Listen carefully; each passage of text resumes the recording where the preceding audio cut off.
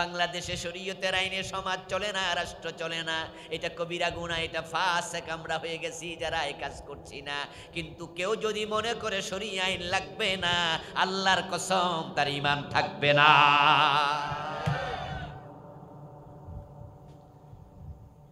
এখন যেই নেতা এই কথা বলছে আমরা শরীয়ত আইনে বিশ্বাস করি না, এটা কি ওই নেতার ব্যক্তিগত কথা না দলীয় কথা?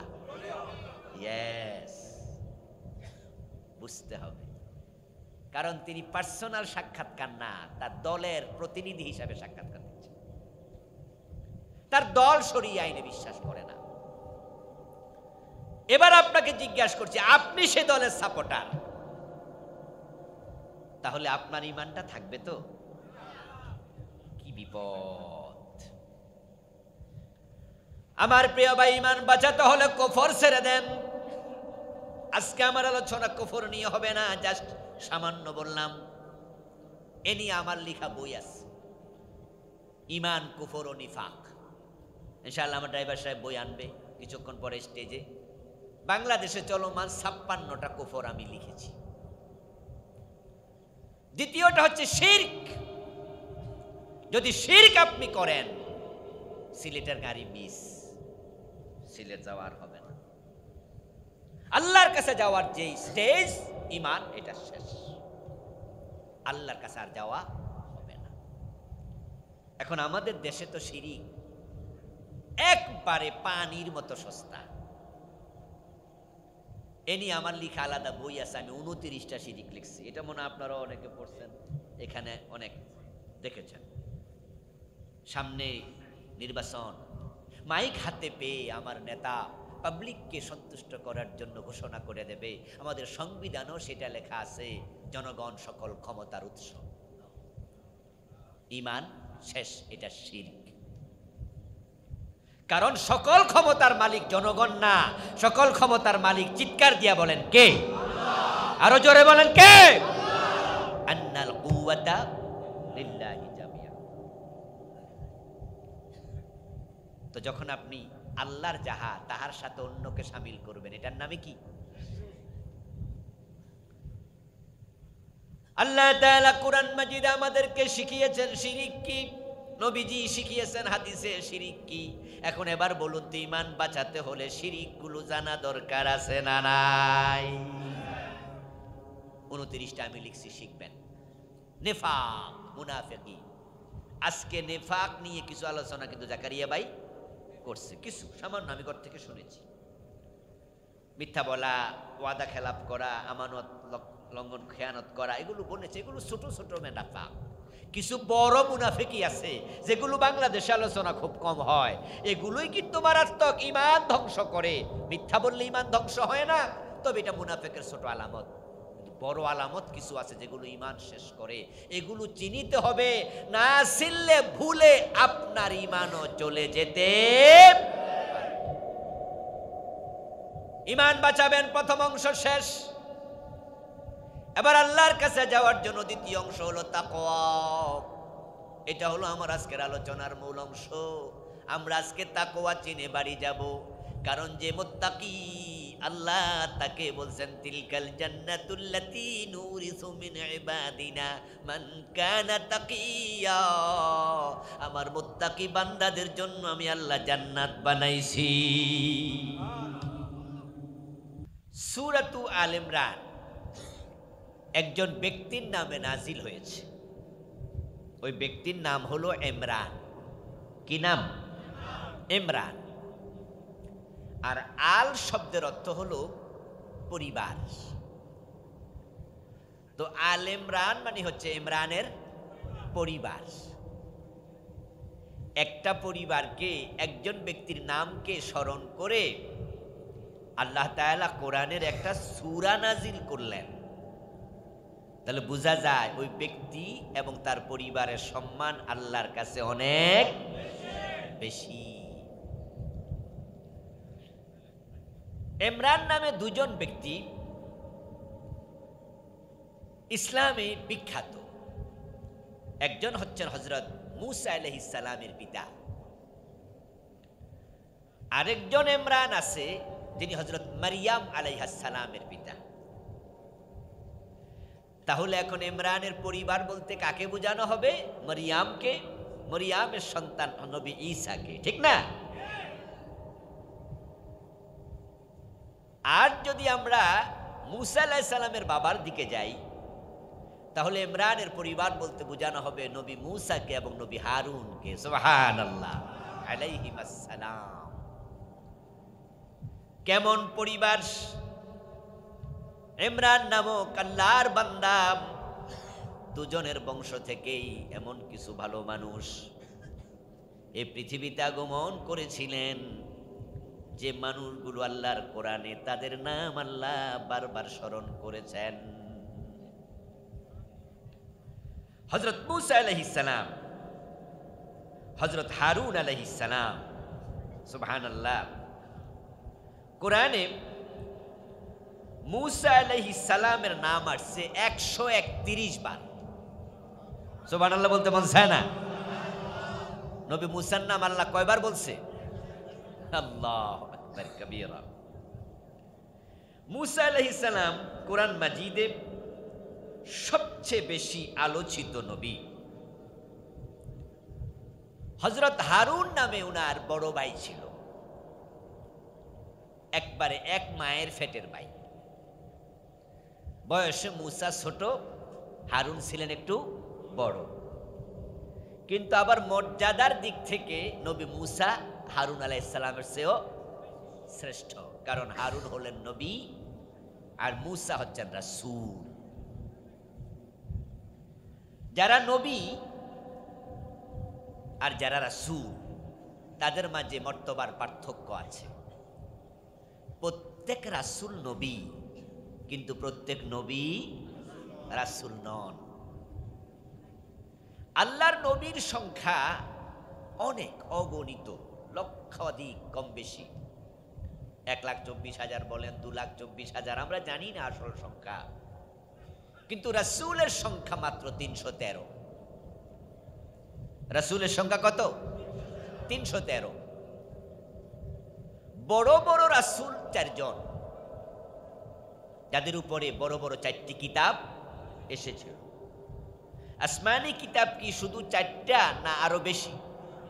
মোট 104টা। এই 104টি কিতাব 313 জন নবীর উপর নাজিল হয়েছে।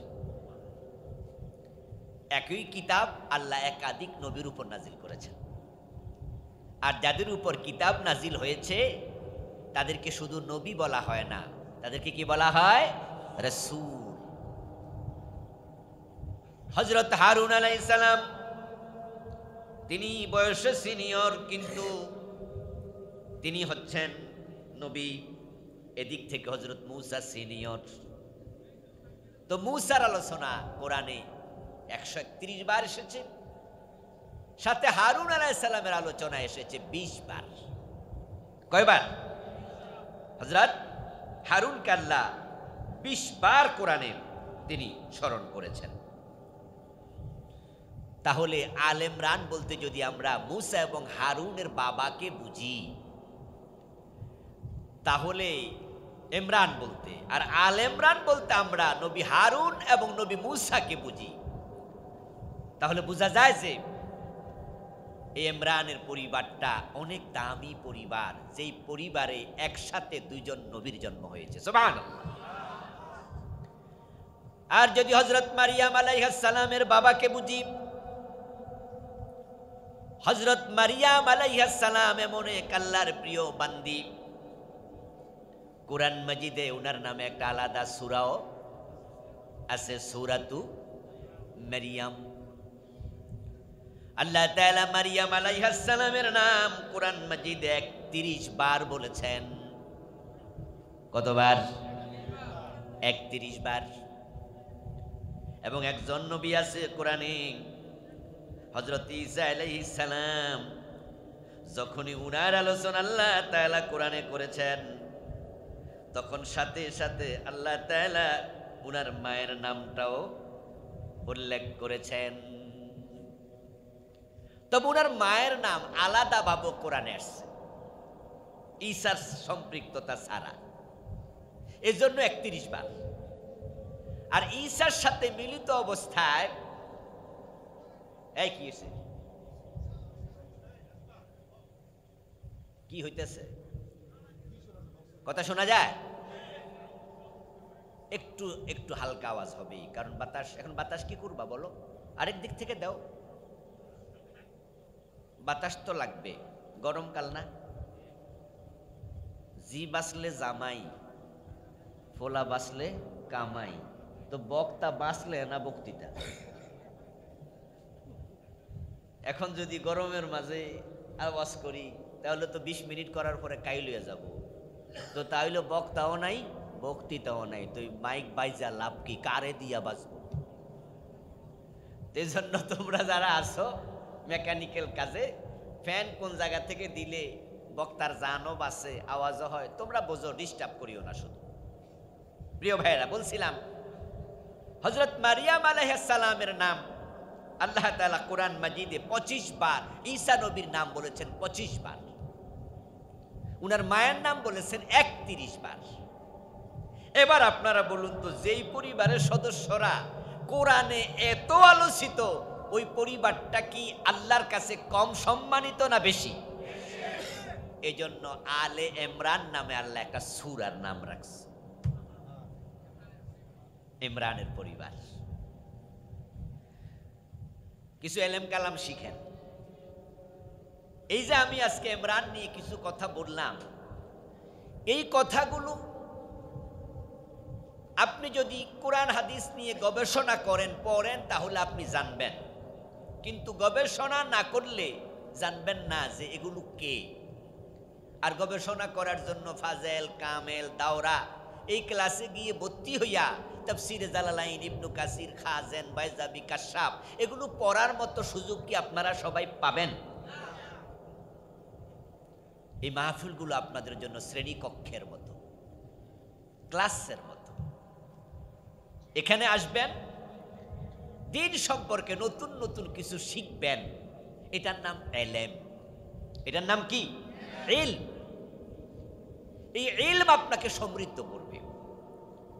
তো আমরা এই সূরা থেকে একটি আয়াত পড়েছি, আয়াত নাম্বার 102। কত নাম্বার আয়াত? 102। এই আয়াতে কারিমাতে আল্লাহ তাআলা তিনটি বিষয় আমাদের সামনে এনেছেন। ইয়া আইয়ুহাল্লাযীনা আমানু, প্রথম বিষয় ও ঈমানদার। তাহলে আল্লাহ তাআলার সাথে আজকে কথা হবে। আল্লাহ কথা বলবেন কাদের সাথে? কোন হিন্দু, বৌদ্ধ, খ্রিস্টান, ইহুদির সাথে নয়। তাহলে আজকে আল্লাহর প্রথম আহ্বান, সম্বোধন আমরা যারা ঈমান এনেছি। আল্লাহ তাআলা কোরআন মাজিদে ইয়া আইয়ুহাল্লাযীনা আমানু, আরে কত আদর করে করে, মহব্বত করে করে আমাদেরকে আল্লাহ তাআলা এই আহ্বানটা করছে। হে ঈমানদারেরা, হে ঈমানদারেরা, হে ঈমানদারেরা।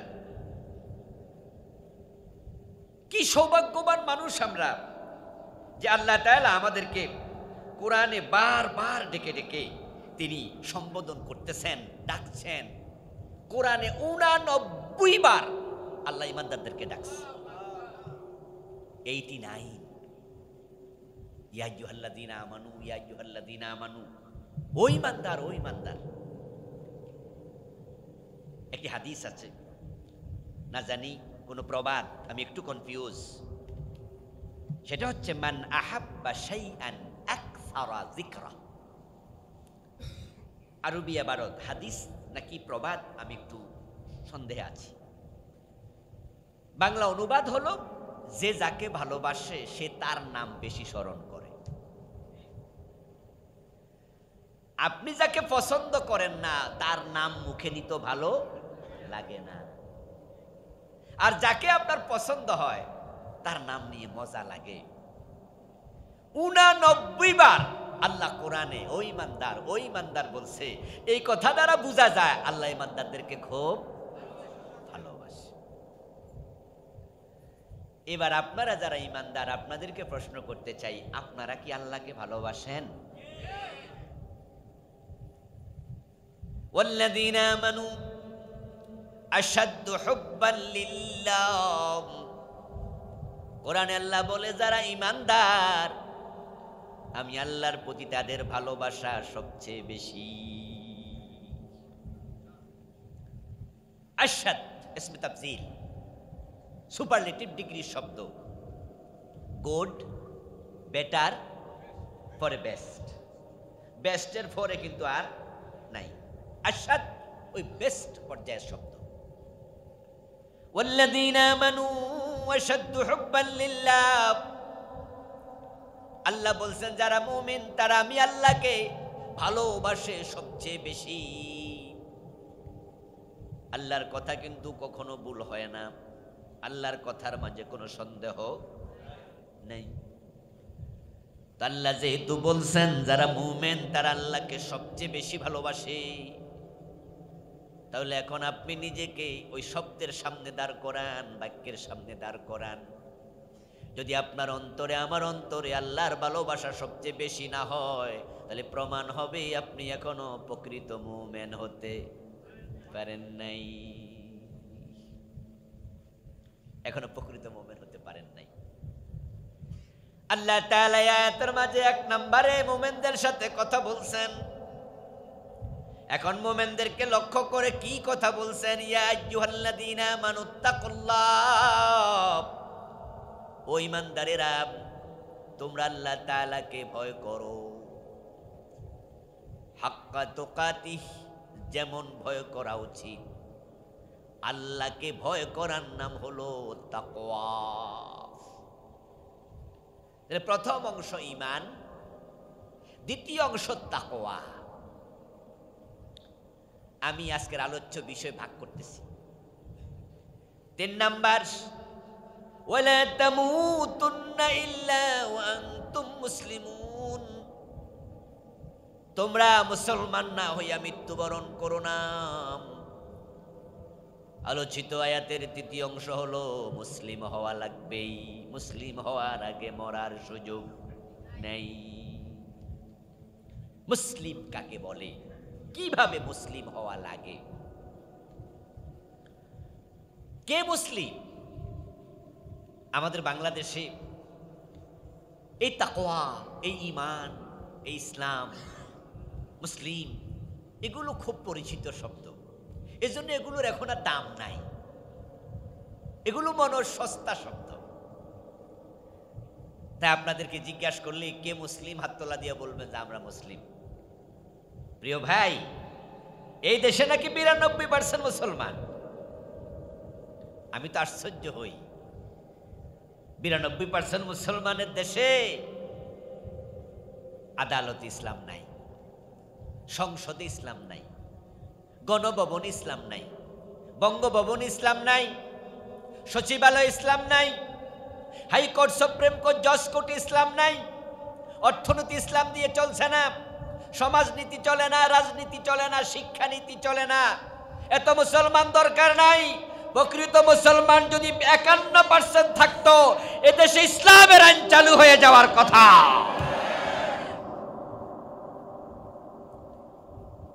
এখন মুসলিম কিতাবে আছে,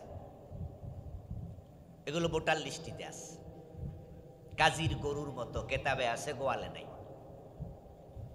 নামে আছে, নামে মুসলিম, নামে আব্দুল্লাহ, আব্দুর রহমান। 5 ওয়াক্ত নামাজের 1 ওয়াক্ত নামাজও পড়ে না, এমন আব্দুর রহমান, আব্দুল্লাহ বাংলাদেশে নাই। হ্যাঁ, নাম হাফেজ সাহেব, কোরআন শরীফ দেখেও পড়তে পারে না, কারণ এর বাপে নামে রাখছে হাফেজ। ওই হাফিজউদ্দিন কইরে, তো এখন আর হাফিজউদ্দিন কয় না, এখন সবাই মিলে কি কয়, হাফিজ। তো এখন সমবয়সীরা কয়, বা একটু ধরেন মহব্বত করে কয়, যে সম্মান দিয়া কয়, হাফেজ সাহেব এদিকে আয়েন, হাফেজ সাহেব, হাফেজ সাহেব। এখন আমরা ফাঁসা দাঁড়ায় মনে করতেছি 30 পারার হাফেজ। তো নামাজের টাইমে হেরে ইমামতি দাঁড় করা দিলে ফাইজমা নষ্ট করে, এ তো কোরআন শরীফও পড়তে পারে না, কিন্তু নাম কি, হাফেজ। এ দেশের বাদশা মিয়া ভিক্ষা করে, নাম কি, অথচ কি করতেছে, ভিক্ষা করতে। বাদশা মিয়া ভিক্ষা করতেছে।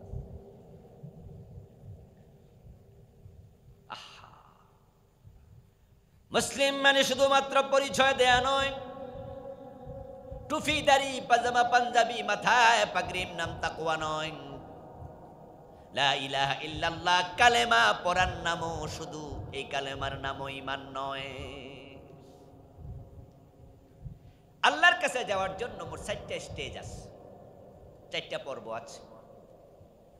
আল্লাহর কাছে আমরা সবাই যেতে চাই, পৌঁছতে চাই, আমরা আল্লাহকে কাছে পেতে চাই, চাই না? আমরা আল্লাহর সঙ্গী হতে চাই, আল্লাহ আমাদের সঙ্গী হয়ে থাকুক, এটা আমরা প্রার্থনা করি। যদি আপনি আল্লাহর কাছে যেতে চান, পৌঁছতে চান, নবীজি বলছেন একটি হাদিসে, আকরাবু মা ইয়াকুনুল আবদু মির রাব্বিহি ওয়া হুয়া সাজিদ। বান্দা যখন সিজদায় যায় তখন সে আল্লাহর খুব নিকটে চলে যায়। সুবহানাল্লাহ পড়ে। তাহলে আল্লাহর কাছে আমরা যেতে চাই না, আমরা আল্লাহকে কাছে পেতে চাই। ইন্নাল্লাহা মা'আস সাবিরিন, যারা ধৈর্যশীল হয় আল্লাহ বলে আমি তাদের সঙ্গী হই। আল্লাহ আমাদের সঙ্গী থাকুক, এটা নিশ্চয় আমরা সবাই চাই। আল্লাহর কাছে বান্দার পৌঁছার জন্য স্টেজ হলো 4টা।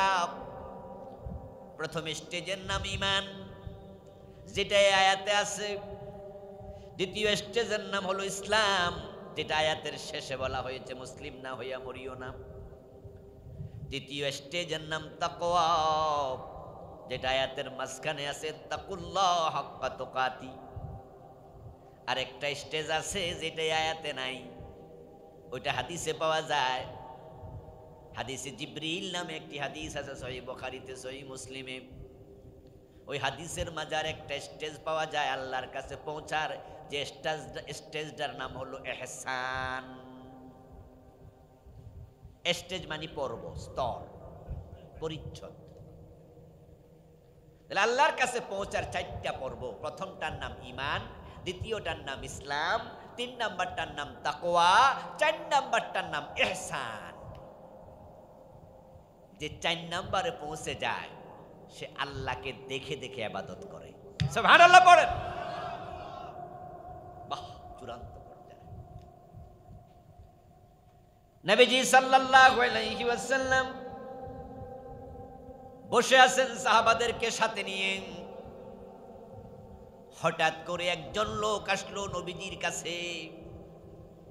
সাহাবায়ে কেরাম তাকে দেখে চিনেন নাই, আগন্তুক, নতুন মানুষ, এলাকায় বাড়ি না, কেউ চিনে না। ওই লোকটা নবীজির কাছে এসেছে, গায়ে তার ধবধবে। এই এদিক সেদিক তাকাচ্ছেন কেন? কথা কি মনোযোগ নাই? হ্যাঁ, মনোযোগ দেন। এলাকার লোকেরা চিনে না, গায়ে সাদা জামা, সফরের কোনো চিহ্ন নাই, এলাকায় বাড়ি নয়। এটাই প্রমাণ করে লোকটা এই এলাকায় থাকে না। দূর থেকে আসলে গায়ের জামা কি ধবধবে সাদা থাকে? মরুভূমির পথ, ধুলাবালি কিছু থাকবেই। কিন্তু তাকাইয়া দেখে গায়ের মাঝে সফরের কোনো চিহ্নই নাই। চুলগুলো নিকশ কালো, মনে হয় যেন এই মাত্র শীতই কাটছে গোসল কইরা। দূর থেকে আসলে তো চুল একটু এলোমেলো থাকবে, চুলে ময়লা থাকবে, ময়লাও নাই।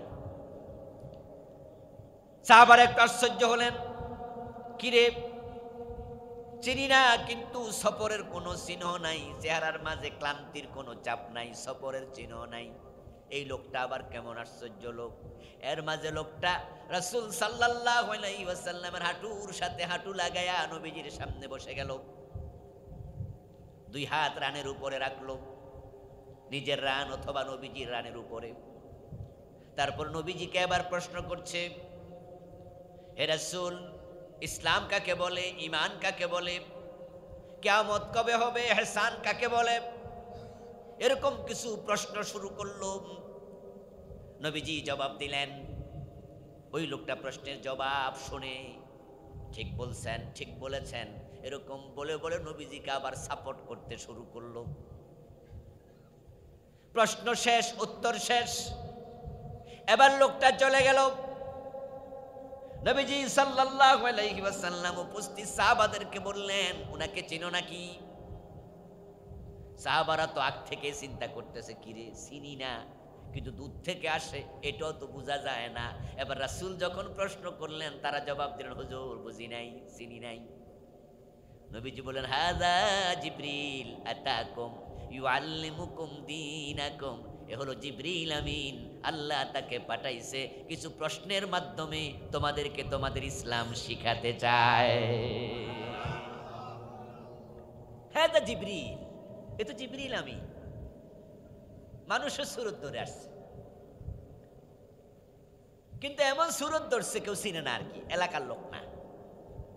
যদিও জিবরিল আমিন আলাইহিস সালাম নবীজির কাছে মানুষের সুরত ধরে আসলে অধিকাংশ সময় তিনি একজন সাহাবীর সুরত ধরতেন, নাম দাহিয়া কালবি রাদিয়াল্লাহু তাআলা আনহু। তিনি খুব সুন্দর সাহাবী ছিলেন, উনার সুরত ধরে আসতেন। তো দাহিয়া তো ওই এলাকার লোক, লোকজন তো চিনে। ওই দিন বোঝা গেল দাহিয়ার সুরত ধরে আসেন নাই, অন্য কারো সুরত। এখন দিন শিখানোর জন্য জিবরিল আমিন কেন আসা লাগবে, এই প্রশ্ন তো সাহাবারাও করতে পারতেন। বিষয় হলো, কয়েকদিন আগে আল্লাহ তাআলা একটি প্রসঙ্গে কোরআনের আয়াত নাজিল করেছিলেন, লা তাসআলু আনা শিয়াব, লা তাসআলু আনা শিয়াব। ও আল্লাহর নবী, সাহাবারা নবীকে বেশি বেশি প্রশ্ন করো না। এই আয়াত নাজিল হওয়ার পরে সাহাবারা ভয়ে রাসূলকে আর প্রশ্নই করে না। আল্লাহ মানা করছে। আল্লাহ কি প্রশ্ন করতে মানা করছে না বেশি বেশি করতে মানা করছে? তো সাহাবারা এমন মুত্তাকি মানুষ, তারা ভাবে আবার দুইটা জিগাইলে বেশি হয়ে যায় কিনা।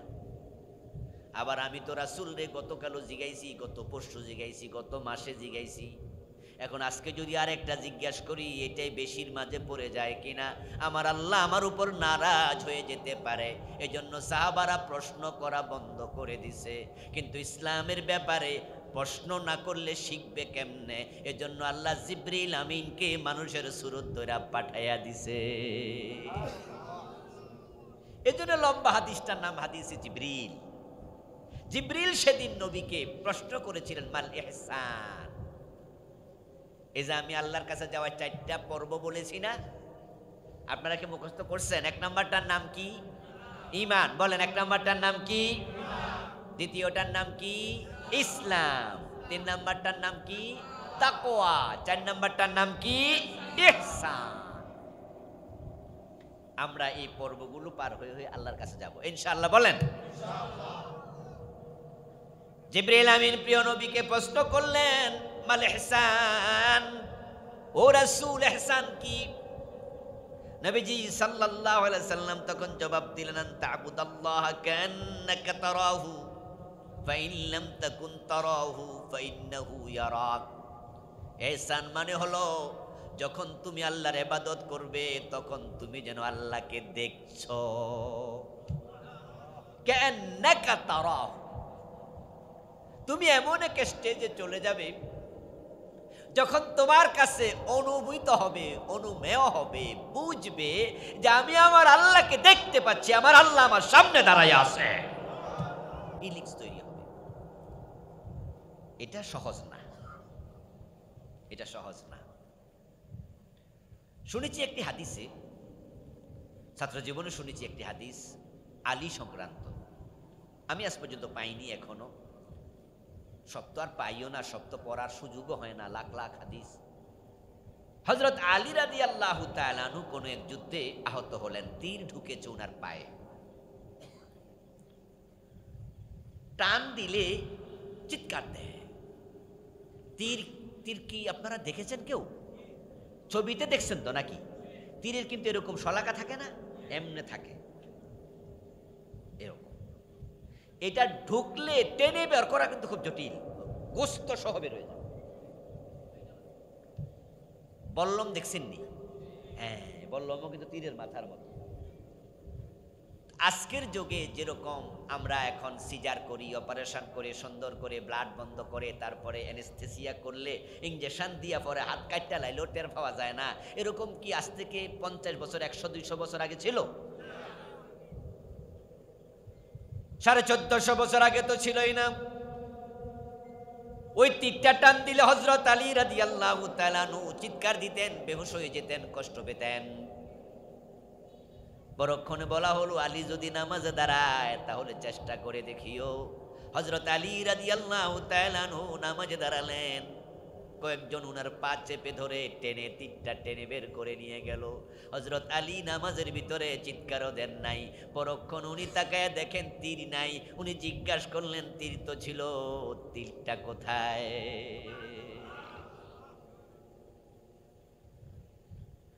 হযরত আলীর ব্যাপারে এই হাদিসটা আমি চোখে পাইনি এখনো, কিন্তু আমি এটাকে অসম্ভব মনে করি না। এটা হওয়ার সম্ভাবনা আছে, কারণ যারা আল্লাহর প্রেমে মশগুল হয়ে যায়, আল্লাহকে দেখে ইবাদত করে, ইবাদতের সময় তাদের মন আর দুনিয়ায় থাকে না, রবের সাথে মিলিত হয়ে যায়, দিদার হয়। قال رسول الله صلى الله عليه وسلم إذا قام أحدكم في صلاته فإنه يناجي ربه। নবীজি সাল্লাল্লাহু আলাইহি ওয়াসাল্লাম বলেছেন, সহিহ মুসলিমের হাদিস, যখন তোমাদের কেউ নামাজ পড়ে সে আল্লাহর সাথে কথা বলে। কার সাথে কথা বলে? ইহসান হচ্ছে 4 নাম্বার স্তর। এটা আজকে আমার আলোচ্য বিষয় নয়, যেহেতু এই আয়াতে নাই।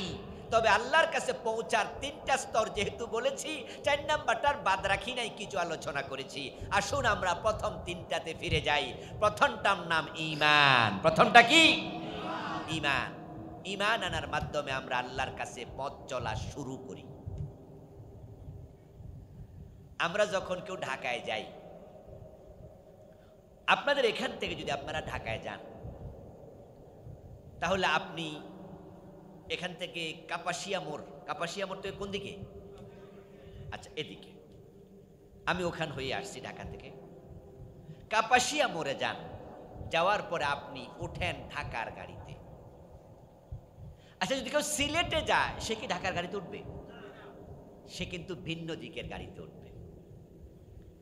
আপনি যখন সিলেটের গাড়িতে উঠলেন, তাহলে আপনার সিলেটমুখী যাত্রা শুরু। আপনি যখন ঢাকার গাড়িতে উঠলেন, আপনার ঢাকামুখী যাত্রা শুরু। ঠিক যে ব্যক্তি ঈমান আনে, সে আল্লাহর দিকে যাত্রা শুরু করে। সুবহানাল্লাহ পড়ে। আমরা ঈমান আনার মাধ্যমে আল্লাহর দিকে যেতে চাই। এখন ঈমান যদি আপনার ঠিক থাকে, ঈমান আপনাকে আল্লাহর কাছে পৌঁছাবেই। قال رسول الله صلى الله عليه وسلم من قال لا إله إلا الله ثم مات عليه دخل الجنة। যে ব্যক্তি ঠিকঠাক মতো কালেমাটা পড়বে, এই কালেমার উপর মৃত্যুবরণ করবে, সে মরতে দেরি আল্লাহর জান্নাতে যেতে দেরি হবে না। এখন ঈমান বাঁচাতে যদি চান, ঈমানটা নিয়ে মরতে চান, ঈমানের উপর টিকে থাকতে চান, তাহলে 3টি কাজ করবেন না। কয়টা কাজ? আমি প্রথম অংশ নিয়ে কথা বলছি। সবাই আমার সাথে কন্ট্রিবিউট করেন, আই কন্ট্রাক্ট করেন, কথা বলেন। ক্ষুদ্র ক্ষুদ্র বালিকণা, বিন্দু বিন্দু জল গড়ে তোলে মহাদেশ সাগর ও তল। এক একটা মাহফিল থেকে 10টা শব্দ শিখে বাড়ি যাবেন, 5টা শব্দ শিখে বাড়ি যাবেন। একটু এলেম শিখবেন, যা আগে জানতেন না। যেমন হাদিসে জিবরিল নামে একটা হাদিস আছে, এমনও তো কেউ এখানে আছেন যে আজকে শুনেছেন। ইহসান মানে যে আল্লাহকে দেখে দেখে কথা বলা। ইমরান ইবনে ইয়াসুর, ইমরান ইবনে মাসান, আল ইমরান বলতে ওই নবীর পরিবার বুঝাইছে। এই কথাগুলোর মাঝে কারো কারো কি নতুন এলেম হয় নাই? একটু শিখেছেন, একটু জানলেন। আর যারা আগে জানে তারা আরো নতুন শিখবেন। আপনার এই সামান্য এলেম জমতে জমতে আপনার কল্পটা ঠিক মৌমাছি মধু যেমন জমা করে, 1 মাস পরে তার মৌচাকে 1.5 কেজি 2 কেজি মধু জমে যায়। 10টা 20টা 50টা মাহফিল শুনবেন, আপনার কলবেও এলেমের মৌচাক জমে যাবে। আচ্ছা, আকাশ থেকে যখন বৃষ্টি ঝরে, কখনো কি 100 ডাক ওজনের ফোঁটা পড়ছে? তো বন্যা হইল কেমনে?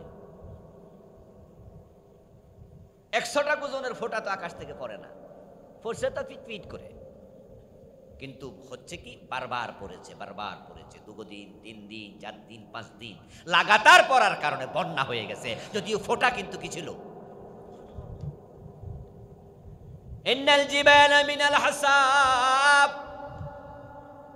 হাদিসের অংশ।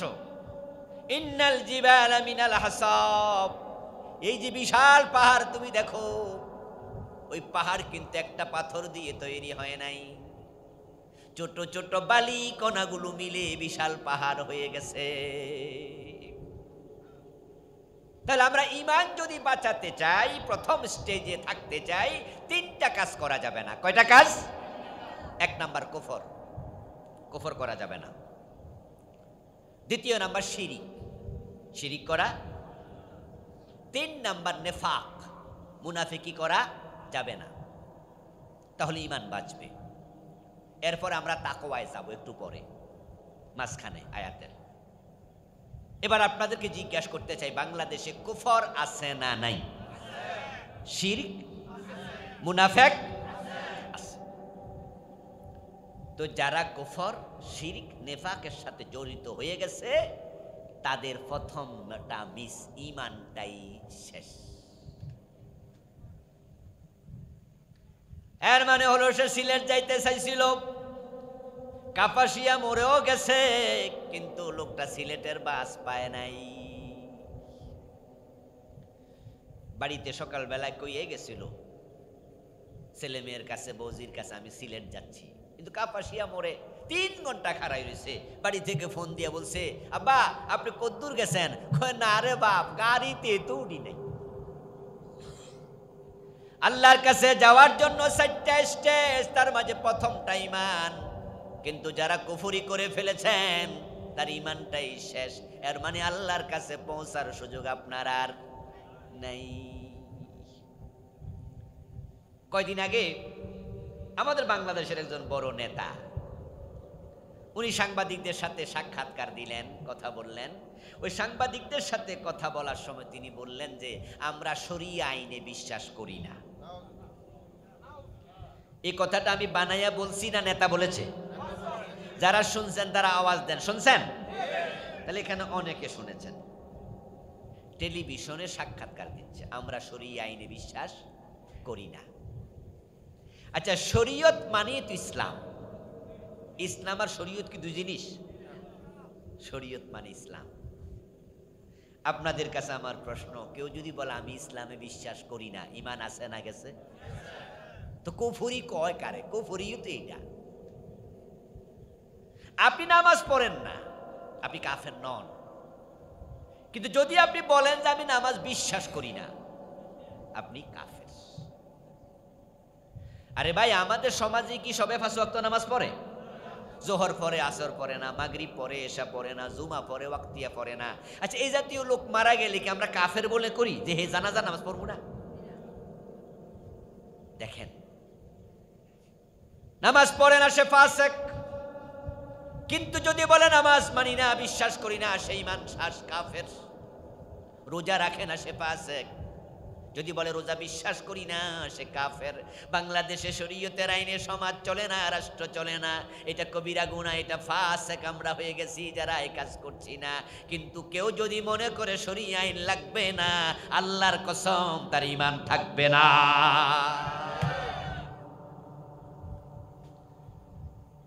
এখন যেই নেতা এই কথা বলছে আমরা শরীয়ত আইনে বিশ্বাস করি না, এটা কি ওই নেতার ব্যক্তিগত কথা না দলীয় কথা? ইয়েস, বুঝতে হবে।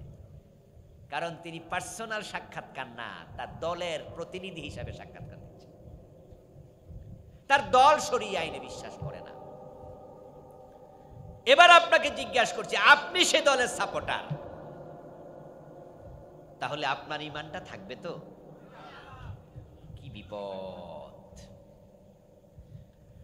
আমার প্রিয় ভাই, ঈমান বাঁচাতে হলে কুফর ছেড়ে দেন। আজকে আমার আলোচনা কুফর নিয়ে হবে না, জাস্ট সামান্য বললাম। এ নিয়ে আমার লেখা বই আছে, ঈমান, কুফর ও নিফাক। ইনশাআল্লাহ আমার ড্রাইভার সাহেব বই আনবে কিছুক্ষণ পরে স্টেজে। বাংলাদেশে চলমান 56টা কুফর আমি লিখেছি।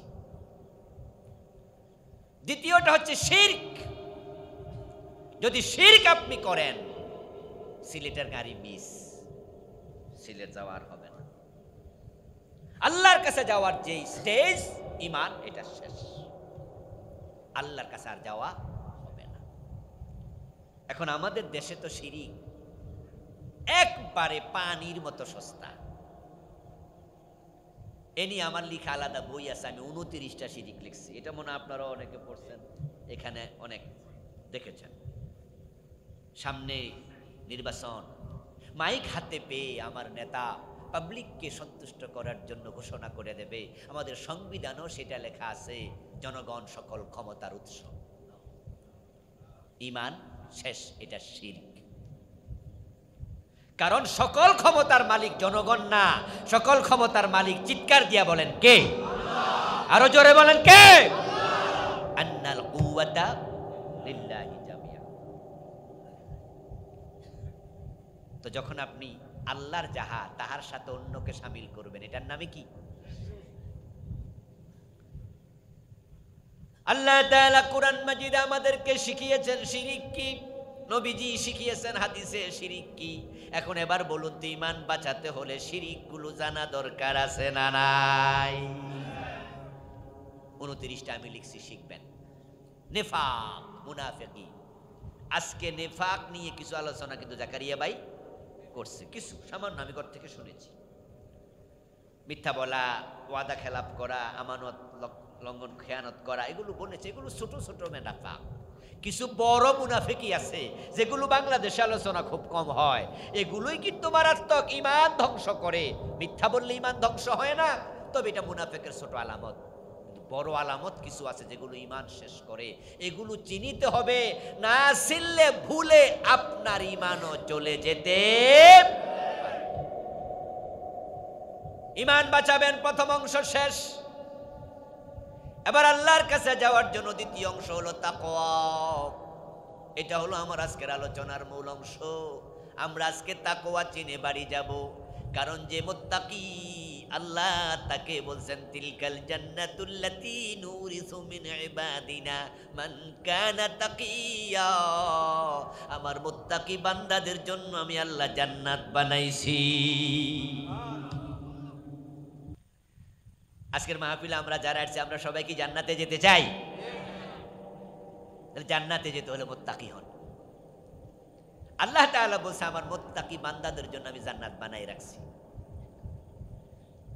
ইন্নাল্লাহা মা'আল্লাযীনা তাকাও ওয়াল্লাযীনা হুম মুহসিনুন। আরে কায়েত আল্লাহ বলেন যারা মুত্তাকি হয় আমি আল্লাহ নিজে তাদের সঙ্গী হয়ে থাকি। আরে কায়েত আল্লাহ বলেন ইন্না আকরামাকুম ইনদাল্লাহি আতকাকুম। তোমাদের মাঝে যে যত বড় মুত্তাকি আমি আল্লাহর কাছে তার সম্মান তত বেশি। আল্লাহর কাছে মানুষের স্টেজ, মানুষের মর্যাদা কার কতটুকু, এটা ডিপেন্ড করে পুরা তাকওয়ার উপরে, শুধু তাকওয়ার উপরে, শুধু তাকওয়ার উপরে।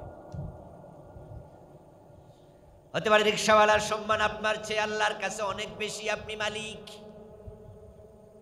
হতে পারে আপনার অফিসের পিয়ন, সে মুত্তাকি, তাহাজ্জুদ কাজা করে না, এমন গরিব মানুষও। আপনার মতো টাকা নাই কিন্তু 1 টাকাও ঋণ নাই, আপনি কোটিপতি, তারপরও আপনি ঋণ করে বাড়ি করছেন, গাড়ি করছেন, ঋণ করে ব্যবসা করে, হাজার কোটি টাকার মালিক, দেখেন ঋণ খেলাফি। আপনি ধনী মানুষ কিন্তু আপনি ঋণী।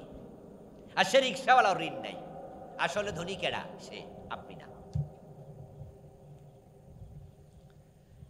আল্লাহর কাছে যাওয়ার জন্য আপনার তাকওয়াটা এত জরুরি যে ঋণ রেখে মরে যায়। ঋণগ্রস্ত ব্যক্তি মুত্তাকি থাকে না।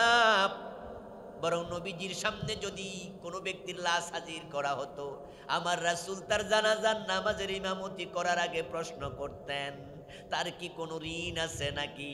যদি উত্তর দেয়া হতো ঋণ আছে, নবীজি বলতেন তার জানাজার ইমামতি আমি করব না।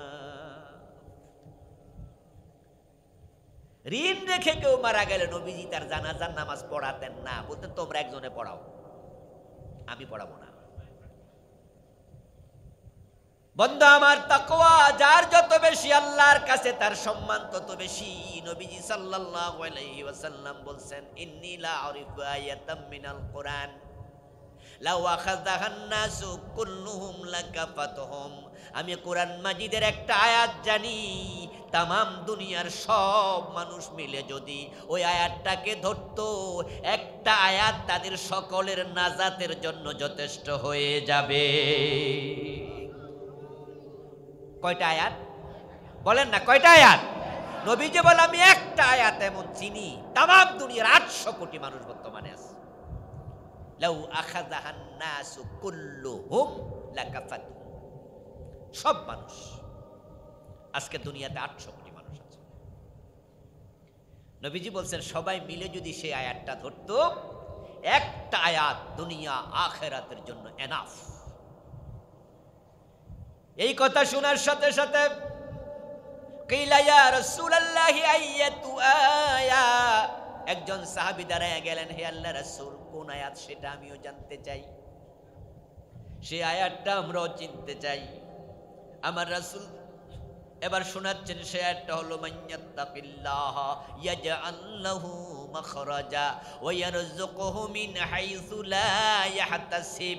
ওই আয়াতটা হলো এটা, বাংলা অনুবাদ হলো যে আল্লাহকে ভয় করে, যত বিপদের দরজা আছে আল্লাহ বন্ধ করে বিপদ থেকে দরজা খুলে বের করে দেয়।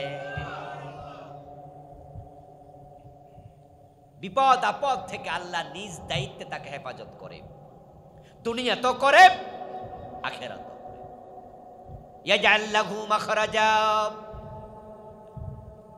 আল্লাহ তাকে বের হওয়ার রাস্তা দরজা নিজে খুলে দেয়, শুধু বিপদ থেকে তাকে বাঁচায় না। ওয়া ইয়ারযুকহু মিন হাইসু লা ইয়াহতাসিব, যে আল্লাহকে ভয় করে তাকে এমন ভাবে রিজিক দেয় যেটা সে কল্পনাও করে নাই।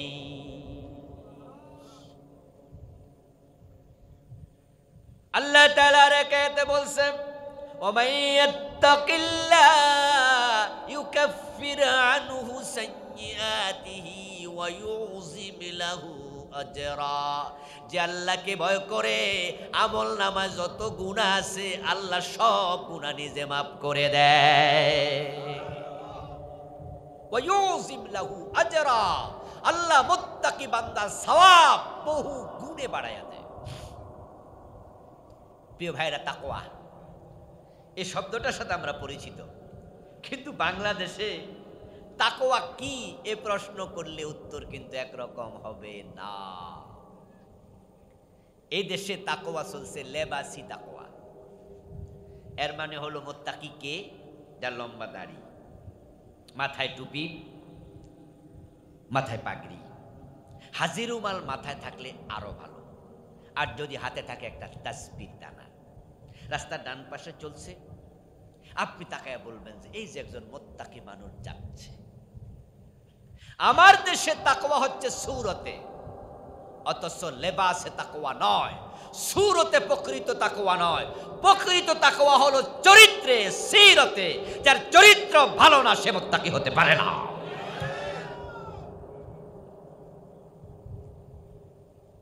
তাকওয়া শব্দের অর্থ হলো বেঁচে থাকা।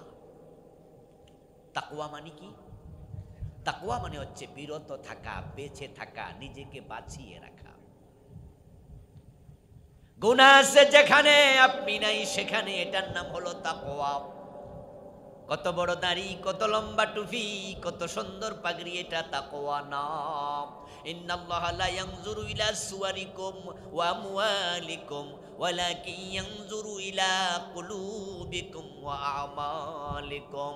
কত লক্ষ টাকা খরচ করে মসজিদ দিছো, আল্লাহ টাকার অঙ্কের দিকে তাকাবে না। তোমার দাড়িটা নাভি পর্যন্ত প্রলম্বিত কিনা আল্লাহ সেটা দেখবে না। তোমার গায়ের জামাটা কত লম্বা আল্লাহ সেটা দেখবে না। আল্লাহ প্রথমে দেখবে ইলা কুলুবিকুম, তোমার অন্তরের খবর কি।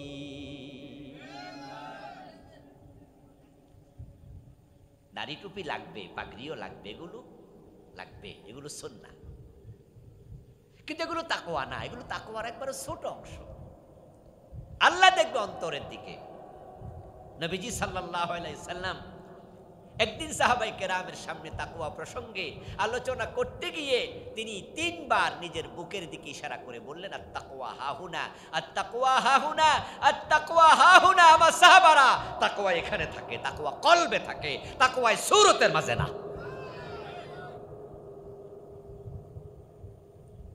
8 আঙ্গুল লম্বা দাড়ি লইয়া সুদ খায় এমন সুদখোর আছে না নাই? মাথায় গোল টুপি নিয়া গোশ খায় এমন গোশখোর আছে না নাই? পাঞ্জাবি গায়ে দে, ওজনে কম দে, মালে বেজাল দে, বোনের হক খায়, ভাইয়ের হক খায় এমন জালেম হাসি গাজি আছে না নাই? কিসের তাকওয়া তোমার? তুমি তাকওয়ার ভং ধরেছ। সাধু সেজো না, সাধু হও। তাকওয়া মানে হচ্ছে হিফজুন নাফসি মিম্মা ইউসাম। তাকওয়ার পাস একবারে আপনার ক্লাস 1, একবারে শিশু শ্রেণী। তাকওয়া শুরু হয় হিফজুন নাফসি মিম্মা ইউসাম, গুনাহ থেকে নিজেকে বাঁচিয়ে রাখার মাধ্যমে। যেই কোনো গুনার কাজ আপনি করবেন না, এটার নাম তাকওয়া। এটাই হলো আল্লাহর ভয়। যে ব্যক্তি তাহাজ্জুদ পড়ে, যে ব্যক্তি 5 ওয়াক্ত নামাজ পড়ে, সোমবারে বৃহস্পতিবার রোজা রাখে, আমরা যদি শুনি আমরা মনে মনে বলি লোকটা নিশ্চয় মুত্তাকি। অথচ ওমর ইবনে আব্দুল আজিজ রাহিমাহুল্লাহ বলছে, লাইসাস সিয়াম বিকিয়ামিল লাইলি ওয়ালা লাইসাত তাকওয়া বিকিয়ামিল লাইলি ওয়ালা বিসিয়ামিন নাহার, ইন্নামাত তাকওয়া তারকু মা হারামাল্লাহ ওয়া দাউ মা ইফতারাদাল্লাহ।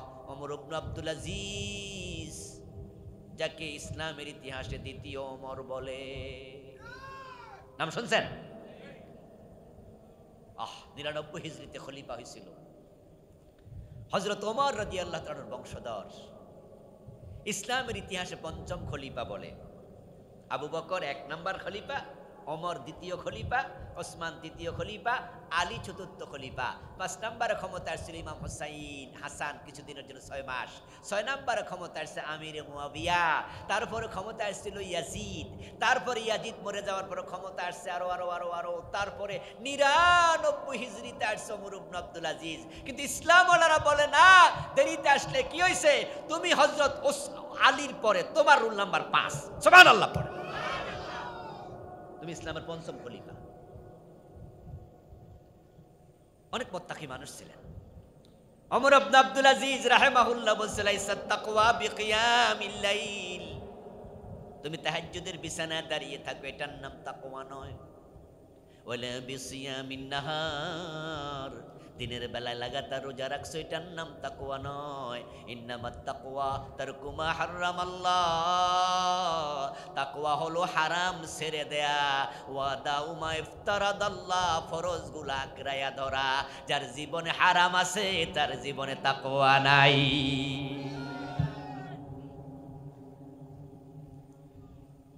আপনি হজ করছেন 10 বার, উমরা করছেন 20 বার, যাকাত দেন মাসে লক্ষ টাকা, বছরে যাকাত দেন কোটি টাকা।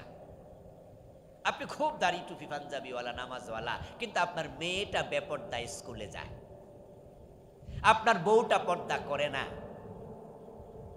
আপনার পরিবারে পর্দার পরিবেশ নাই, আপনি সুদে টাকা এনে বিল্ডিং বানাইছেন, আপনি ঘুষের সাথে জড়িত আছেন, আপনি পরের হক খান, আপনি হারামের সাথে আছেন, এটাই প্রমাণ করে আপনার জীবনে তাকওয়া নাই। যা আছে সবটা সূরত। ওয়াদাউ মা ইফতারাদাল্লাহ, তাকওয়ার পরবর্তী অংশ ওমর ইবনে আব্দুল আজিজ বলেন, যত ফরজ আছে একটাও ছাড়তে পারবা না। নামাজ পড়া ফরজ, রোজা রাখা ফরজ, হজ করা ফরজ, যাকাত দেয়া ফরজ, আল্লাহর জমিন আল্লাহর কোরআনের আইন দিয়ে শাসন করাও ফরজ। মা আতাকুমুর রাসূলু ফাখুযুহু ওয়া মা নাহাকুম আনহু ফান্তাহু। ইসলাম মানে কি? যেটা শেষ অংশ, ওয়ালা তামুতুন্না ইল্লা ওয়া আনতুম মুসলিমুন, মুসলিম না হইয়া মরিও না। ইসলাম মানে হলো নবীজি যা করতে বলেছেন করো, যা ছাড়তে বলেছেন ছাড়ো। আমার রাসূল তো চোর ধরে হাত কাটছেন, এখন আপনারাই বলুন তো চোর ধরে হাত কাটার আইনটা দরকার আছে না নাই? সর ধরে হাত কাটা নফল না ফরজ? তাহলে 92% মুসলমানের দেশে আমরা যে আইনগুলো মানছি না, ফরজ আমরা ছেড়ে দিচ্ছি, তাহলে এই জাতিকে মুত্তাকি জাতি বলার সুযোগ নাই। নবীজি সাল্লাল্লাহু আলাইহি সাল্লাম বলেছেন, আমার মেয়ে ফাতেমা যদি চুরি করে আমি ফাতেমার হাতটাও কেটে দেব। আমার দোস্ত কত শক্ত কথা, আমার মেয়েরও ছাড় দেব না। 54 বছর চলে গেল, বাংলাদেশের একটা চোরের আপনি হাত কাটেন নাই। আল্লাহর আইনে দেশ চালানো যে ফরজ, এই অনুভূতি অনেক আলেম ওলামারও নাই। কত হুজুর আছে আল্লাহর আইনে দেশ চালাবে, হে নিয়ে ওয়াজই করে না, বরং নিজেরা কয় আমি কোনো দল টল করি না, আমি রাজনীতি করি না। ভাই এরকম পীর সাহেব আছে না নাই? এরকম খতিব আছে না নাই? এরকম বক্তাও কিছু আছে কিনা যারা আল্লাহর আইনের কথা বলে না? এগুলো সব 2 নাম্বার আলেম। এগুলো ওলামায়ে সু, এগুলো সুবিধাবাদী। আল্লাহর আইনের কথা কইলে বাংলাদেশে যারা কইছে আমরা শরীয়ত আইন বিশ্বাস করি না, হেরা তো আর সুমু দেবে না, আদর করবে না, ভালোবাসবে না, হাদিয়া দেবে না। আল্লাহর আইনের কথা বলার কারণে উল্টা জেলখানায় থাকা লাগে, ফাঁসির রশিতে ঝুলা লাগে। প্রিয় ভাইয়েরা, ফরজ ছেড়ে দেবেন, আপনি মুত্তাকি কইল কে? যদি আমরা আল্লাহর আইনে দেশটা চালাতাম তাহলে লাভ আমাদেরই ছিল, আমরাই লাভবান হতাম। আল্লাহর আইনে বাংলাদেশ চললে 3 বেলার জায়গায় 2 বেলা খেয়ে থাকা লাগতো না। এই দেশে এমন অসংখ্য গরিব মানুষ আছে রমাদানের দিনে ইফতার করার ইফতারিটা পর্যন্ত কিনতে পারে না, ইফতারিটা পর্যন্ত কিনতে পারে না। আমি গতবার টেলিভিশনে এক সাক্ষাৎকার দেখলাম, এক মুরব্বী কারণ বাজার ওনার সাক্ষাৎকার নিচ্ছিল কাঁচা বাজারে। উনি বলছে, আমি তো এখন অবসরে আছি, যে পরিমাণ টাকা পাই এটা দিয়ে আমার সংসার চলে না, সবজির মূল্য 80 টাকার নিচে কেজি পাই না। এটা বলে লোকটা কান্না করে দিছে। আমরা যারা আলহামদুলিল্লাহ একটু ভালো আছি, আমরা তাদের কষ্ট বুঝি না। যেই সবজি, যেই টমেটোটা কারণ বাজারে এসে 80 টাকা হয়ে যায়, এটা উৎপাদন হচ্ছে বগুড়ায়, নওগাঁয়, দেশের বিভিন্ন জায়গায়। ওই নওগাঁতে এটা কেজি দরে বিক্রি হয় 25 টাকা, 30 টাকা, কিন্তু ঢাকায় কারণ বাজারে এসে 80 টাকা। ও প্রিয় ভাই, মাঝখানে টাকা বাড়লো কেন? ব্যবসায়ীকে জিজ্ঞাসা করবেন, আপনি কি প্রতি কেজিতে 55 টাকা ব্যবসা করেন? 25 টাকা দিয়ে কিনলেন, 80 টাকা বেচলেন, আপনি 55 টাকা ব্যবসা করেন? বলবেন, না হুজুর, রাস্তায় সাদা দিছি 5 বার।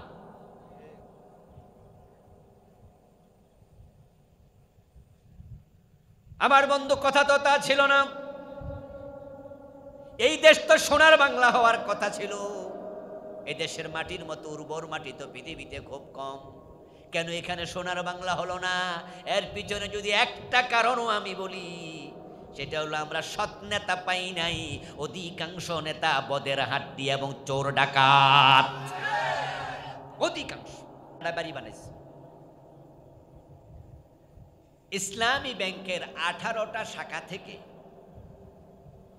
এস আলম গ্রুপ টাকা বিদেশে পাচার করেছে 80,000 কোটি। 80,000 কোটি, বাবা রে বাবা। 500 টাকার নোটও যদি হয় তাহলে এই প্যান্ডেলে জায়গা হইব না। যে বাচ্চার বয়স 5 বছর, হেরে যদি 50 টাকা 20 টাকার নোট বানাইয়া 80,000 কোটি টাকা গুনতে দেয়, তাহলে গুনতে গুনতে দাড়ি টাড়ি ফাইকা পুরোই যাব, শেষ হইব না। 80,000 কোটি বাড়ির কাছের কথা। আচ্ছা, আপনাদের কাছে আমার প্রশ্ন, 80,000 কোটি টাকা বিদেশে পাচার করলো, এটা কি বাংলাদেশ ব্যাংকের গভর্নর টের পায় নাই? অর্থমন্ত্রী নাকে তেল দিয়ে ঘুমাইছে, টের পায় নাই? এর সাথে সাবেক প্রধানমন্ত্রী, সাবেক অর্থমন্ত্রী, বাংলাদেশ ব্যাংকের গভর্নর, এই সবগুলো চুরির সাথে জড়িত ছিল। সোনার বাংলা কেমনে হবে? প্রেক্ষাপট যদি চেঞ্জ হয়, এরা কিন্তু আইসা আবার মন্ত্রী হয়ে যাবে। কিন্তু আল্লাহর কোরআনের আইন যদি থাকতো যে চুরি করে তার হাত কাটার আইন হয়ে যাক, যদি 6 মাস বাংলাদেশে আইনটা চালু থাকে, আমি তো গ্যারান্টি দিয়ে বলবো 6 মাস পরে যত চোর আছে তারের মতো সোজা হয়ে যাবে।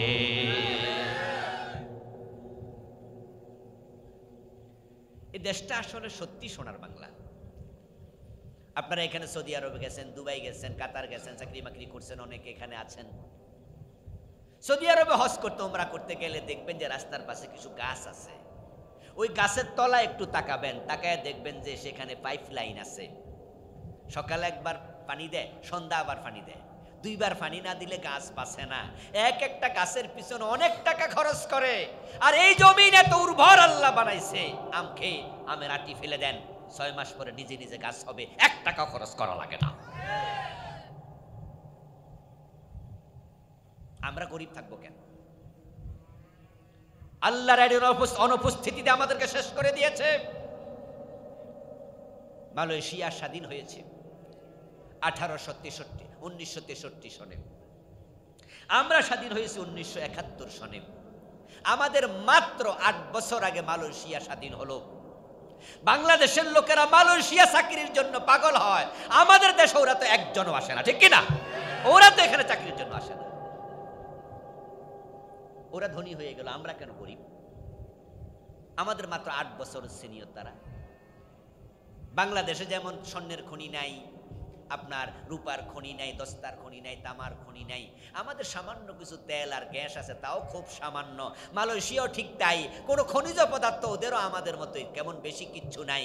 কিন্তু কুয়ালালামপুরে আমি 10-12 বছর আগে গিয়েছিলাম, 4 দিন ছিলাম। ওখানে গিয়ে দেখি টুইন টাওয়ার, আকাশ মাথা তুলে দাঁড়িয়ে আছে। টুপিটা হাতে নিয়ে তারপরে তাকালাম, কত উঁচু বিল্ডিং, 50 তলা বিল্ডিং, যে কয়টা গুণে শেষ করতে পারবেন না। আর বাংলাদেশে আমরা একটা 50 তলা বিল্ডিং এখনো বানাতে পারি নাই। কারণ শুধু একটা, তারা মাহাতির মোহাম্মদের মতো সৎ নেতা পেয়েছে, আর আমরা পিছে সিটার আর বাটপাড়া ডাকাত। ওদেরকে থামান, ওদেরকে থামান, এই টিস্যু দাও, ওদেরকে থামাতে হবে। আল্লাহর কোরআনের আইন যদি আপনি না মানেন, তাহলে মাদক বন্ধ হবে না, মদ পান করা হারাম। এখন বাংলাদেশে প্রতিদিন হাজার হাজার পিস ইয়াবা প্রবেশ করছে, ফেন্সিডিল আসতেছে বোতলে বোতলে, হাজার হাজার যুবক শেষ হয়ে যাচ্ছে। আমি গতকালকে বিকাল বেলায় এক জায়গা দিয়ে আসছিলাম, বিকাল না, রাতের বেলায়।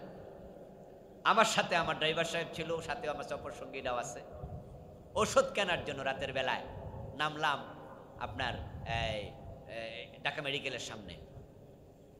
দেখি ওয়ালের পাশে বসে বসে একটা যুবতী মেয়ে, একটা যুবক ছেলে, দুইটা একসাথে বিড়ি টানতেছে। ছেলেও বিড়ি টানতেছে, মেয়েও বিড়ি টানতেছে, দিবালোক সবার সামনে রাতের বেলায় এই লাইটের পাশে। হাজার হাজার পিস ইয়াবা, ফেন্সিডিল, হেরোইন এই দেশকে শেষ করে দিচ্ছে। ইসলামে মদ পান করা হারাম শুধু না, মদ খাইলে 80 বেতের আইন করা নবীর হাদিস, এটা আমাদের জন্য আবশ্যক, এটা ওয়াজিব। বাংলাদেশে 80 বেতের আইন আছে? কথা বলেন, 80 বেতের আইন আছে? কেমনে মুত্তাকি হবেন? শরীয়তের কিছু বিধান মানবেন, কিছু বিধান মানবেন না। সুবিধাবাদ জিন্দাবাদে মোমেন হওয়া যায় না। আমার বন্ধু, তাকওয়া, আপনার জীবন থেকে যখন অপরাধগুলো চলে যাবে, হারামগুলো বিদায় নেবে এবং ফরজগুলো আপনার জীবনে আপনি আঁকড়িয়ে ধরবেন, তখন প্রমাণ হবে আপনি তাকওয়ার পথে আছেন।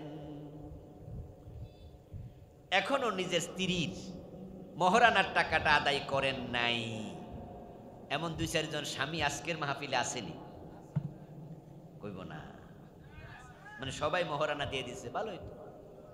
মহরানা দেন নাই এমন কেউ কি আছেন এখানে? 2-1 জন যদি থাকেন, আপনি মুত্তাকির তালিকায় নেই, আপাতত নেই। কারণ স্ত্রীর মহরানা দেয়া কি নফল না ফরজ? যার ফরজে ঘাটতি সে মুত্তাকি হয় না।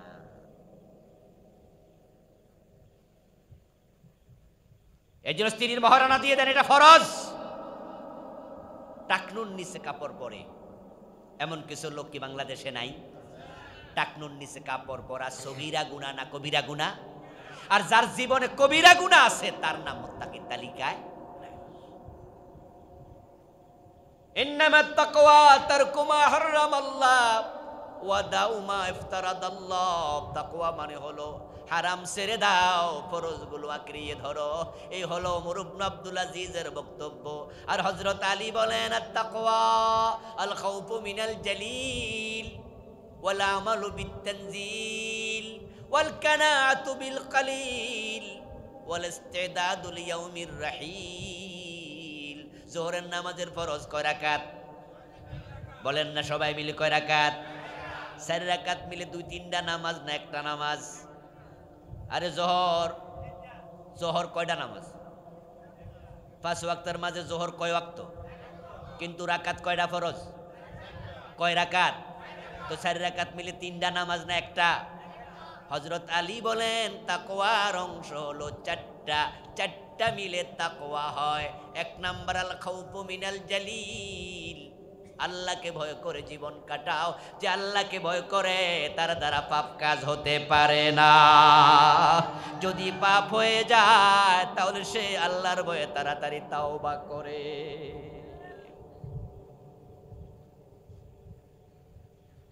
প্রথম হলো পাপ কাজ হবে না, তার তাকওয়া তাকে, আল্লাহর ভয় তাকে পাপ কাজ থেকে সরাইয়া দেবে। প্রিয় ভাইরা, চোর যখন চুরি করে, আপনাদের বাড়ির পাশে পেয়ারা গাছে পেয়ারা, পেঁপে গাছে পেঁপে ধরছে, তো কারো চোখ পড়ছে আর কি, দুষ্ট লোক, সে আস্তে করে পেয়ারাটা দেখবেন যে নিয়ে যাচ্ছে। যখন সে পেয়ারা গাছের পেয়ারা চুরি করতে যায় তখন দেখবেন যে ডানেও তাকায়, বামেও তাকায়, সামনেও তাকায়, একটু পিছনেও তাকায়, কেউ দেখলো কিনা, কিন্তু আসমানের দিকে তাকাতে ভুলে যায়। ডানে বামে সামনে পিছে তাকায় যখন দেখছে কেউ দেখে নাই, তাহলে সে মনে করে যা বাচ্চা গেলাম, তাড়াতাড়ি পেয়ারা লইয়ে পকেটে নিছে, সে মনে করে কেউ দেখে নাই। কিন্তু বলুন তো একজন দেখেছেন কিনা? তিনি কে? তিনি কে? যদি অন্য মানুষের ভয় না থাকে, শুধু তার ভয় থাকতো, সে চুরি করতে পারতো না।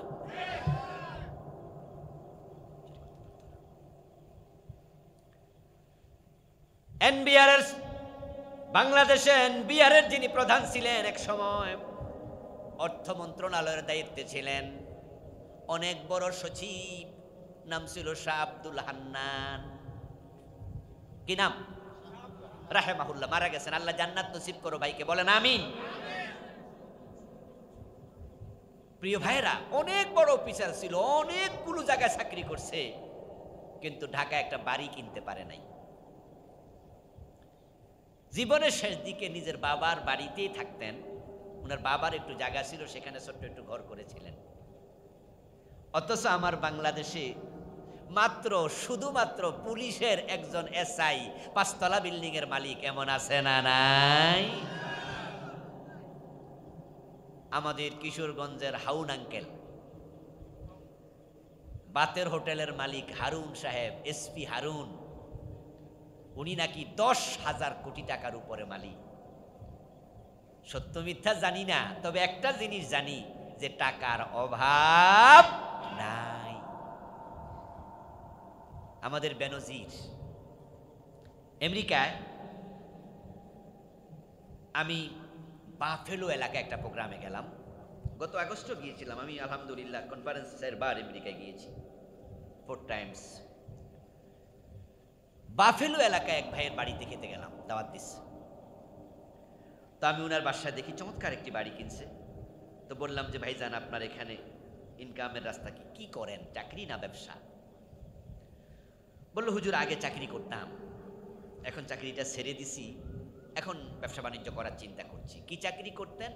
বেনজির আছে না পুলিশের, বাংলাদেশের পুলিশের প্রধান ছিল, পরে র্যাবের প্রধান ছিল। আমি হ্যাঁ, আমি উনার চাকরি করতাম। তো উনি তো বাংলাদেশে, আপনি আমেরিকায় উনার চাকরি করতেন কেমনে?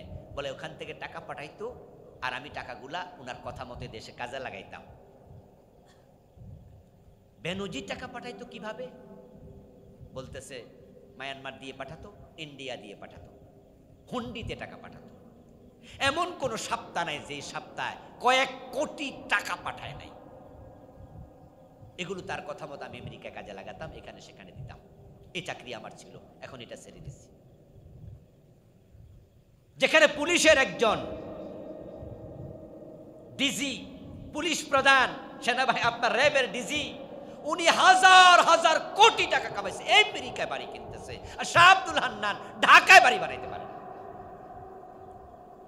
আচ্ছা, শাহ আব্দুল হান্নান কি 2-4 কোটি টাকা ঘোষ খাইতে পারতো না? লুকায় লুকায়, কেউ দেখতেও না, কেউ জানতেও না। একজন পুলিশ অফিসার, উনি এখনো পুলিশে আছেন, রানিং অফিসার, অনেক বড় পোস্ট, নাম বললাম না। একসময় তিনি এসপি ছিলেন। এসপি থাকা অবস্থা আজ থেকে বছর 4-5 আগে ওনার কাছে আমি গিয়েছিলাম একটি কাজে।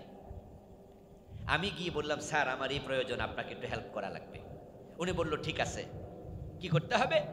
আমার পরিচিত বিদায় বললাম যে একটু ফোন দেবেন, শুধুমাত্র ওনাকে বলবেন যে এই কাজটা হুজুরের একটু করে দেন, আমার একটি জরুরি কাজ ছিল পার্সোনাল।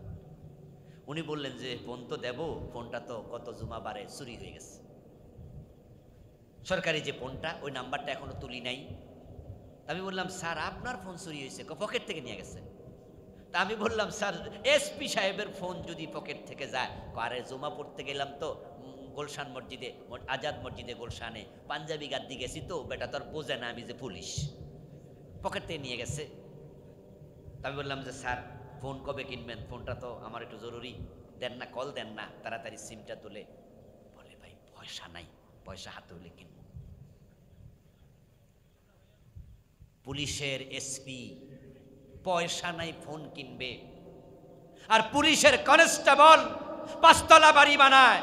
ও বেটাও ঘুষ খাইতে পারত, কিন্তু একটা জায়গায় ধরা, তার অন্তর আল্লাহর ভয় আছে। আল্লাহ যাকে রক্ষা করে, শয়তান তার ক্ষতি করতে পারে না, সে লোভের কাছে কুপকাত হয় না।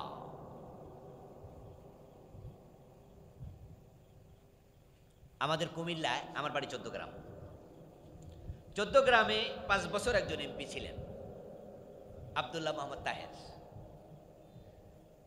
কয়দিন আগে উনি আমাদের এলাকায় এক বক্তৃতায় বলেছেন যে আমি 5 বছর এমপি ছিলাম, আমি 5 বছরে সরকার থেকে অবৈধভাবে বা আমার এলাকার কারো থেকে আমি 1 টাকা খাই নাই। যদি আপনারা এখানে যারা আছেন প্রমাণ দিতে পারেন, তাহলে পরে কথা হবে। বুকে হাত দিয়া এইভাবে মানুষের সামনে দাঁড়াইয়া এই কথা যারা বলতে পারে, বুঝতে হবে তাদের অন্তরে আল্লাহর ভয় আছে। তাকওয়াই আপনার সবচেয়ে বড় সম্পদ, এর চেয়ে বড় সম্পদ নাই। এই জন্য আলী বলছেন, আল খাউফু মিনাল জালিল, 4টা অংশ মিলে তাকওয়া হবে। 1 নাম্বার আল্লাহর ভয়। আমাদের অন্তরে আল্লাহর ভয় ঢুকানো দরকার আছে না নাই? দোস্ত, কেউ না দেখুক, একজনে দেখে তিনি কে। এজন্য আমরা সব সময় অন্তরে আল্লাহর কথা মনে রাখবো, তাহলে গুনার দরজা বন্ধ হতে থাকবে। ওয়ালা আমালু বিতানজিল, হযরত আলী বলেন তাকওয়ার দ্বিতীয় অংশ হলো যা নাজিল হয়েছে এখানে, কোরআনের আলোকে আমল করো। শুধু আল্লাহকে ভয় পাইলে চলবে না, কোরআন মেনে চলতেই হবে। আল্লাহর নাজিল করা বিধান মানো, এটা তাকওয়া। 3 নাম্বার, ওয়াল কানাআতু বিল কালিল, স্বল্পে তুষ্ট থাকো। যারা স্বল্পে তুষ্ট হয় তাদের হারাম খাওয়া লাগে না। আপনি সিদ্ধান্ত নেবেন, আমি কচু পাতার শাক দিয়ে তরকারি বানাইয়া খাবো, সবজি খাবো, আমি কোরমা পোলাও খাবো না। শর্ত হচ্ছে আমি হারামের কাছে যাব না। আমি সাইকেল চালাবো, জিপ কিনবো না, মোটর সাইকেল দরকার নাই। আমি টিনের ঘরে থাকবো, আমার বিল্ডিং দরকার নাই। আমি এক জায়গায় সিরিয়াস, আমার পকেটে 1 টাকা হারাম ঢুকবে না। হালাল ভাবে কোটি টাকা আসবে, ওসমানের মতো ধনী হয়ে যাব, আল্লাহর পথে খরচ করে জান্নাত নিয়ে নেব। কিন্তু হারাম ভাবে 1 পয়সা আমার পেটে ঢুকবে না। ইসলাম কঠিন কিছু না, যদি আপনি মানতে সিদ্ধান্ত নেন। স্বল্পে তুষ্ট হয়ে যান, অন্যের দিকে তাকানো দরকার নাই। কে কয় তালার মালিক হলো, কে কত কোটি টাকা পেলে, এগুলো দেখা দরকার নাই। আর কান খুলে শোনো মুসলমান, হারামের মাঝে আসলেই আরাম।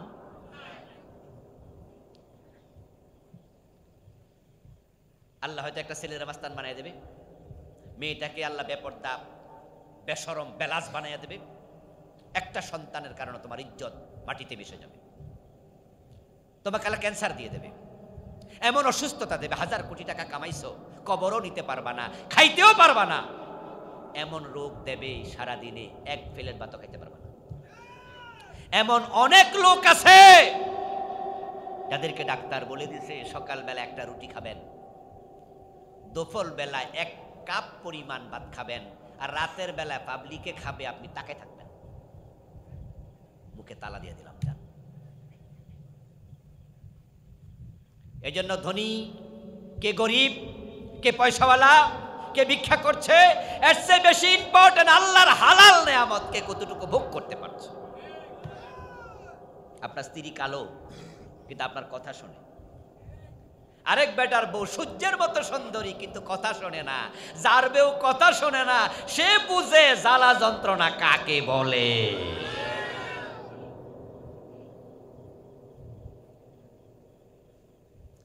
আমেরিকার একটি বিখ্যাত কোম্পানির নাম ফ্রড, FORD। ওই ফ্রড কোম্পানি গাড়ি বানায়, আরো অনেক কিছু আছে। ওই মালিকের সাক্ষাৎকার দেখলাম কয়দিন আগে। মালিককে জিজ্ঞাসা করেছে এক সাংবাদিক, স্যার গত 15 দিনে আপনার সবচেয়ে সুখকর কোন ঘটনা বলেন। গত 15 দিনে। পয়সাওয়ালা মানুষ তো 1000 কোটি টাকার মালিক, বড় ব্যবসায়ী, ফ্রড কোম্পানির মালিক। আপনারা অনলাইনে সার্চ দিলে পাবেন, FORD লিখলে দেখবেন যে কত বড় কোম্পানি। মালিক বলতেছে গত 15 দিন আমার সবচেয়ে বড় সুখকর স্মৃতি হলো একটা ডিমের অর্ধেক আমি খেয়ে হজম করতে পেরেছি। কথা কি বুঝতে পারতেছেন? একটা ডিম, তা পুরাটা না, কতটুকু। এরপরে আবার সাংবাদিক লিখলো যে উনি দীর্ঘদিন পর্যন্ত কোনো শক্ত জিনিস খেয়ে হজম করতে পারেন না, তাই ডাক্তাররা উনাকে শুধু লিকুইড খাবার খেয়ে বাঁচতে থাকার পরামর্শ দিয়েছে। উনি আপেলের জুস খায়, কমলার জুস খায়, উনি স্যালাইন খায়, উনি কোনো শক্ত জিনিস খাইলে পেট হজম করে না, পারে না। গত 15 দিনে একটা অর্ধেক ডিম খাইছে, এই জন্য উনি এত খুশি যে আমার এটাই সবচেয়ে খুশির খবর।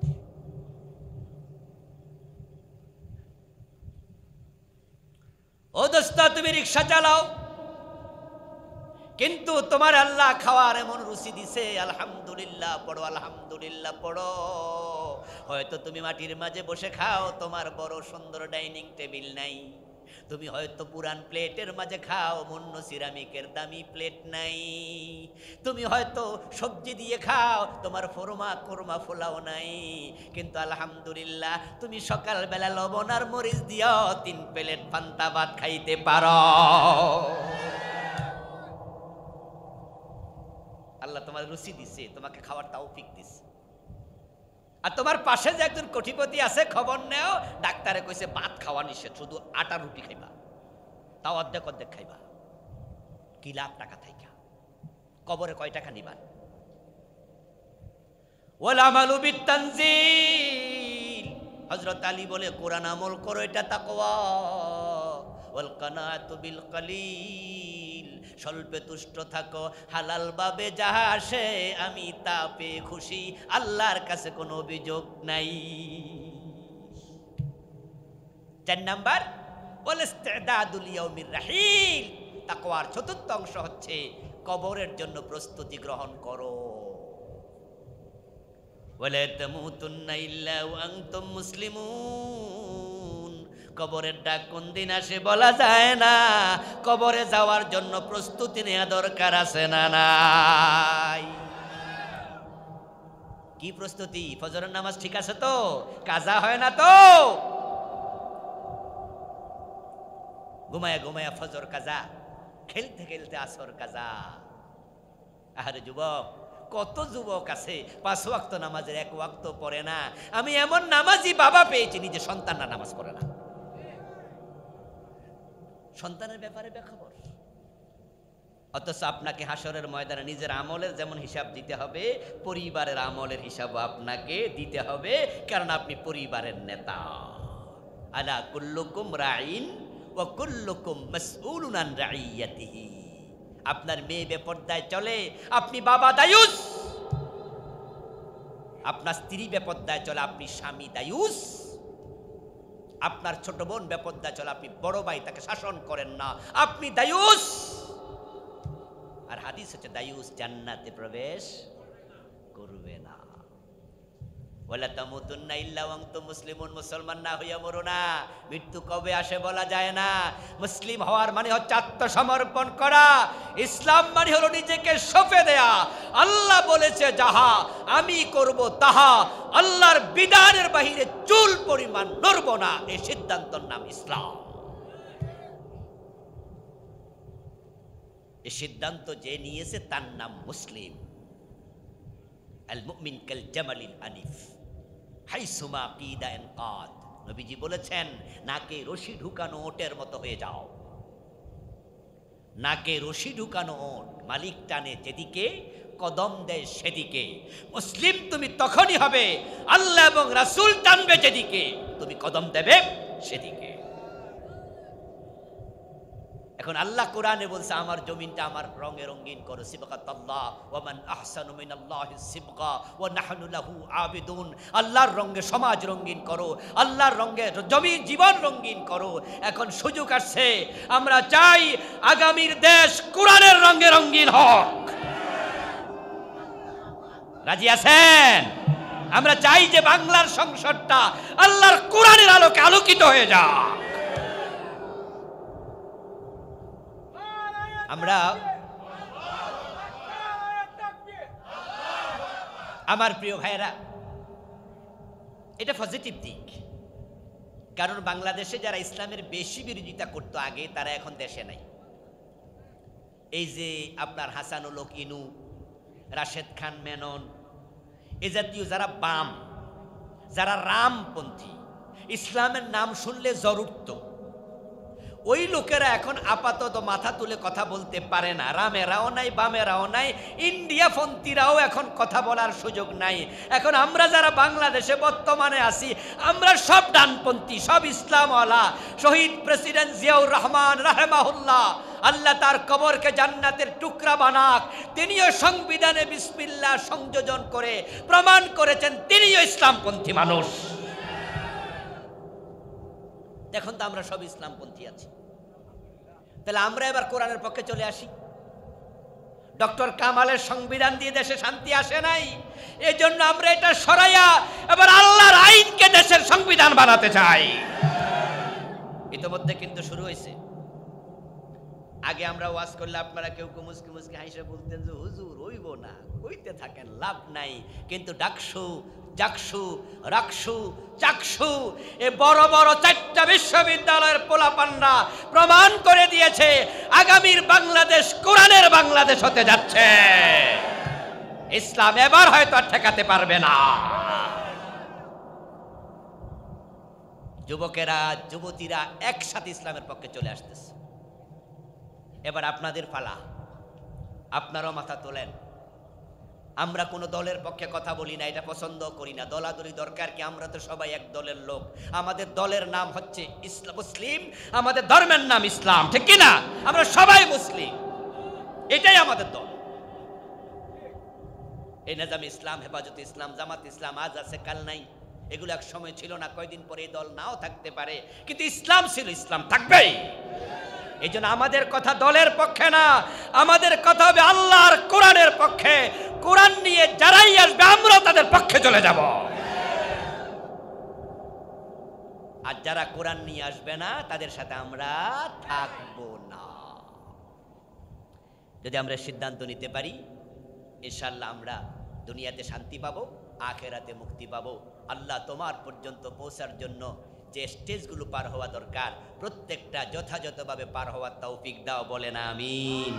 হাদা মা ইনদি ওয়াল ইলমু ইনদাল্লাহ আলাইহি তাওয়াক্কালতু ওয়া ইলাইহি উনীব। প্রিয় ভাইয়েরা, আমরা সংক্ষেপে দোয়া করে বিদায় নিতে চাই।